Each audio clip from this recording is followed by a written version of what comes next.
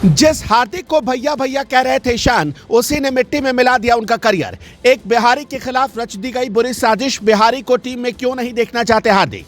जो खिलाड़ी बदल सकता था क्रिकेट का इतिहास, जिससे थर थर कांप जाते थे गेंदबाज, बीसीसीआई ने उसे तोड़ दिया। पहले सेंट्रल कॉन्ट्रैक्ट से किया बाहर, अब मुंबई ने भी रच दी ईशान के खिलाफ साजिश। एक सीजन में नहीं चला बिहारी लड़के का बल्ला तो औकात में आ गई मुंबई। रोहित थे तब तक सब ठीक था, हार्दिक ने तबाह कर दी मुंबई की पूरी टीम। रोते हुए मुंबई छोड़ेंगे रोहित। एक बिहारी सब पर भारी, ये तो बात आपने जरूर सुनी होगी। ईशान किशन जो भारत के लिए सबसे भरोसेमंद बल्लेबाज बन चुके थे, जिस ईशान किशन की बल्लेबाजी को रोहित शर्मा सलाम ठोक रहे थे, जिसने छक्कों का तूफान खड़ा करते हुए वनडे इंटरनेशनल में दोहरा शतक जड़ा, उसी ईशान किशन को धीरे धीरे बर्बाद कैसे करने की साजिश रची गई, उसकी कहानी हम आपको समझाते हैं। अक्सर देखा गया कि मुंबई लॉबी को काफी ज्यादा फायदा मिलता है, लेकिन ईशान किशन बिहार के हैं और बिहार के इस लाल ने जिस तरह बहुत कम उम्र में अपनी पहचान अंतर्राष्ट्रीय क्रिकेट में बनाई, कई लोगों को यह बात चुभने लगी। ईशान किशन जैसा धाकड़ बल्लेबाज कोई दूसरा हो नहीं सकता, लेकिन इसके बावजूद ईशान किशन के साथ नाइंसाफी की गई।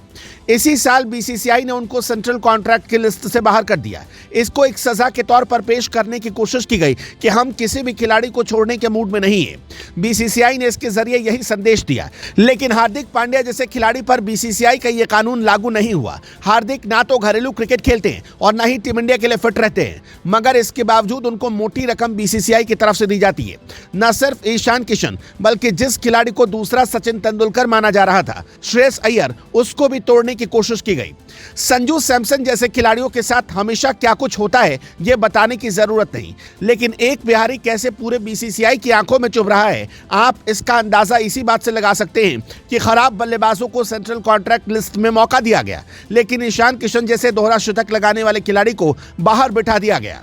किसी भी खिलाड़ी की अपनी एक क्षमता होती है और मानसिक तौर पर उस खिलाड़ी को अलग अलग सिचुएशन से गुजरना पड़ता है। पहले बीसीसीआई ने ईशान किशन को झटका दिया था, लेकिन उम्मीद की जा रही थी कि आईपीएल में उनका प्रदर्शन जबरदस्त रहेगा और बीसीसीआई को वो मुंहतोड़ जवाब देंगे।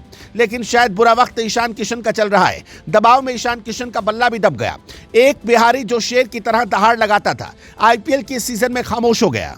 पिछले सीजन में ईशान किशन ने जबरदस्त क्रिकेट मुंबई के लिए खेला था, लेकिन इस सीजन में ईशान किशन का बल्ला खामोश रहा। जब ईशान का बल्ला बोला था तो मुंबई ने तहलका मचाया था, लेकिन इस सीजन में जब इस शेर का बल्ला खामोश हुआ तो मुंबई को भी उसकी हैसियत याद आ गई। लेकिन दुख होता है कि पहले बीसीसीआई की तरफ से एक युवा खिलाड़ी को तोड़ने की कोशिश की गई और अब हार्दिक पांड्या ने भी ईशान किशन के साथ खेल कर दिया। इस मुकाबले में हार्दिक पांड्या ने उनको ओपनिंग करने के लिए नहीं भेजा। इस बात का कितना ज्यादा दुख ईशान किशन को पहुंचा, इसका अंदाजा आप इसी बात से लगा सकते हैं कि ईशान किशन मैदान पर खड़े तो जरूर हुए, लेकिन उनका मन बिल्कुल भी बल्लेबाजी में नहीं लग रहा था। वो निराश थे, ऐसा लग रहा था कि वो बल्लेबाजी ही नहीं करना चाह रहे। ईशान किशन ने 15 गेंदों में 14 रन बनाए। अब देखना होगा कि यह बिहारी लड़का कितनी जल्दी वापसी करेगा और टीम इंडिया के लिए तहलका मचाएगा। दोस्तों, आपको क्या लगता है, ईशान किशन वापसी कर पाएंगे या नहीं? कमेंट बॉक्स में बताएं।